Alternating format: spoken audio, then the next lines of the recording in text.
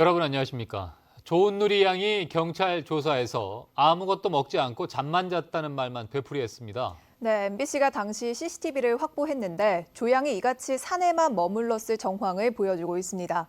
경찰은 범죄 연루 가능성은 없다고 보고 사건을 종결했습니다. 심충만 기자가 취재했습니다. 조은누리 양이 실종된 지난달 23일 정오 무렵 실종 지점으로 이어진 외길 도로를 경찰관이 지켜섰고 통행 차량과 일대 CCTV를 모두 확인하며 조 양의 행적을 찾습니다. 경찰이 조 양은 아직 산에 있다며 수색에 집중했던 이유입니다. 대로 요 길밖에 없어요.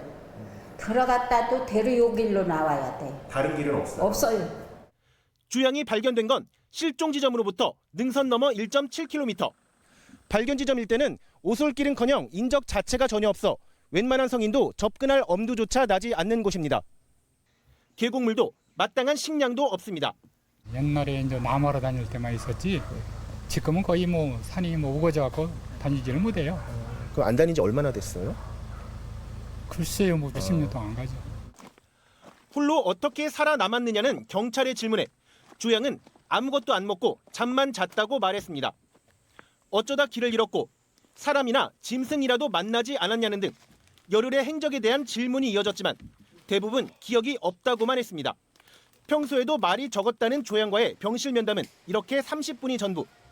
이를 토대로 경찰은 바위 틈에서 웅크리고 있던 최초 발견 당시 그 상태로 거의 움직임 없이 버틴 걸로 추정합니다.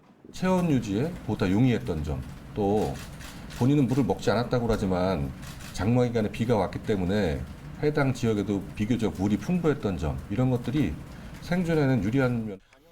발견 당시 조 양의 옷 등에서 타인의 DNA 등 접촉 흔적도 발견되지 않아 범죄 가능성도 없다고 결론을 내렸습니다. 기적의 생원에 궁금한 건 많지만 경찰은 더는 악몽의 기억을 억지로 끄집어내지 않겠다며 조은누리 양 실종 사건을 종결했습니다. MBC 뉴스 심충만입니다.